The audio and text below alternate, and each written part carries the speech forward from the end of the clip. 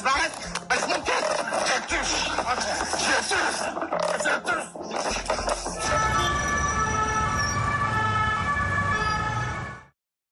C'est l'histoire d'une affaire qui a bouleversé les Français. Le 3 janvier 2020, le livreur Cédric Chouviat était interpellé de manière violente par des policiers. Plaqué au sol avec son casque de moto sur la tête lors d'un contrôle policier, il fait un malaise après avoir répété 9 fois « j'étouffe » en 13 secondes. 2 jours plus tard, il décède à la suite de ses blessures. Cette semaine, le parquet a requis un procès pour homicide involontaire, une qualification qui choque sa famille. C'est un scandale parce que avec tout ce qu'on a, ils nous mettent encore un involontaire. Ils nous disent oui, mais c'était de la maladresse. Mais quelle maladresse? Le gars, il a pris une haine. Il a été au bout de sa haine. La preuve, c'est que quand son collègue lui dit c'est bon, ça va maintenant, l'autre il continue. C'est encore un coup de massue, un énième coup de massue pour nous. Les images parlent d'elles-mêmes. On les a tous vues. C'est une violence inouïe.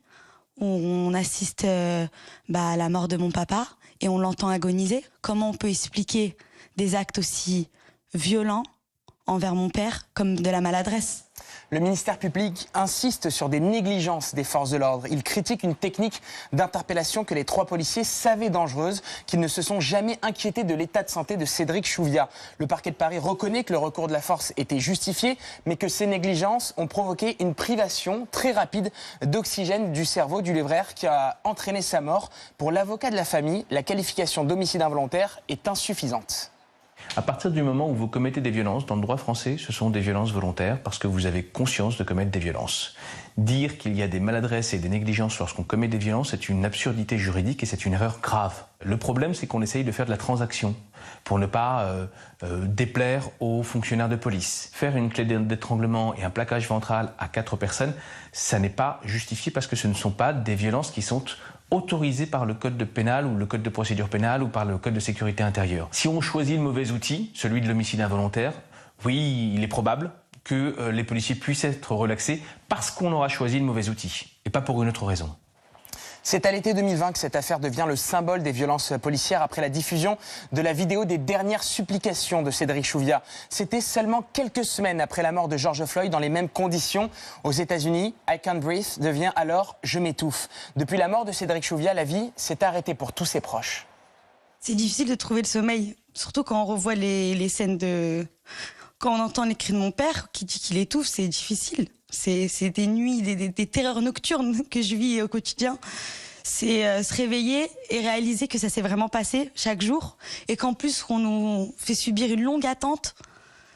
Et après, on essaye d'agir avec dignité, patience et on nous traite de cette manière. J'ai l'impression qu'aujourd'hui la justice, ça se moque de nous, contrairement aux autres policiers qui, eux, aujourd'hui ont été récompensés de cet acte. On a quand même le chef du groupe, Michael, ce policier qui a été récompensé et promu en chef de poste.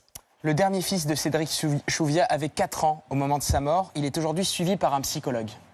Aujourd'hui, il a 8 ans. Je peux vous faire part d'une question qu'il a posée à ma mère. Il a dit à maman, mais comment ça se fait que les policiers, à l'école, ils nous apprennent que c'est eux qu'on doit appeler si on est en danger. Aujourd'hui, ils ont tué papa. Le parquet a reconnu sur des éléments filmés que les policiers, pourtant formés au repérage de signaux d'alerte, ont poursuivi leur action en ignorant la détresse du livreur. Pour l'avocat de la famille Chouviat, le risque d'une relaxe est inquiétant. Un non-lieu qui est la pire des craintes pour le père et la fille de Cédric Chouviat. Je redoute qu'une fois encore, on étouffe la vérité. J'attends de la justice qu'elle fasse preuve de droiture, de bon sens. Donc le mot exact pour moi, c'est soit violence aggravée entraînant la mort, ou soit, ce qui est le plus juste, homicide volontaire. Rien d'autre. Tous les policiers de France, on n'a pas de haine contre eux. Nous, on a de la haine que contre les tueurs d'enfants, de maris, de pères. Si par miracle, ils lui mettaient 2 ans de prison, il les ferait avec un bracelet électronique. Donc tout ça, c'est pas ça que je demande. Ce que je veux, c'est qu'on reconnaisse la culpabilité. Qu'est-ce que vous redoutez le plus, Christian? Le non-lieu. Pour moi, c'est un non-lieu, c'est un scandale, c'est une honte. C'est la honte suprême. L'avocate de 2 des policiers entend solliciter un non-lieu. Les syndicats de police et les avocats des accusés ont refusé de répondre à nos questions aujourd'hui. Le juge d'instruction doit décider désormais de renvoyer ou non les policiers présumés innocents en procès.